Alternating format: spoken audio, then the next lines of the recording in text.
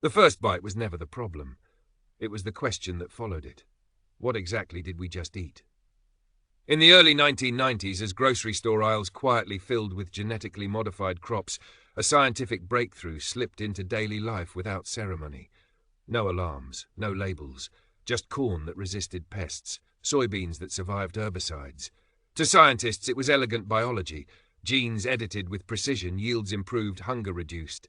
To everyone else, it felt like something else entirely. An invisible change, a line crossed without consent.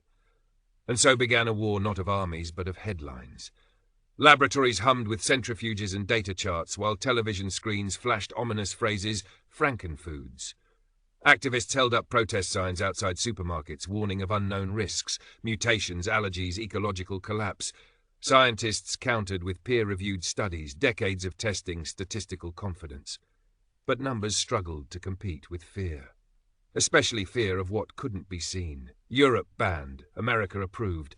Developing nations hesitated, caught between promise and pressure. Media outlets amplified every spark. Rat studies later retracted, leaked emails taken out of context, dramatic images of syringes plunged into tomatoes. Each story fed the next, blurring the line between investigation and alarm. Meanwhile, farmers stood in the middle. Some watched crops survive droughts and pests for the first time. Others faced lawsuits over patented seeds blown by the wind. Communities argued at dinner tables. Parents stared at labels. Trust eroded, not just in food, but in institutions meant to protect them. The debate hardened into tribes. On one side, follow the science. On the other, question the system. But science itself became the quiet casualty, because the truth, rarely cinematic, sat uncomfortably between extremes. Most GMO foods showed no evidence of harm, but corporate secrecy fueled suspicion.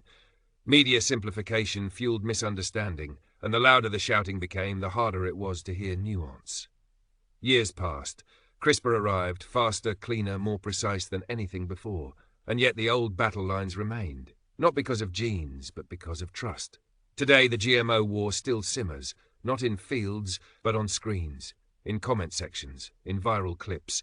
Less about corn or rice, and more about who gets to decide the future of food, and who we believe when they tell us it's safe. Because in the end, this was never just a science story. It was a human one. About fear of the unseen, power without transparency, and a world learning slowly that certainty is rare, but responsibility is not. If you found this story thought-provoking, please like, share, and subscribe. It helps the channel grow and keeps these stories alive.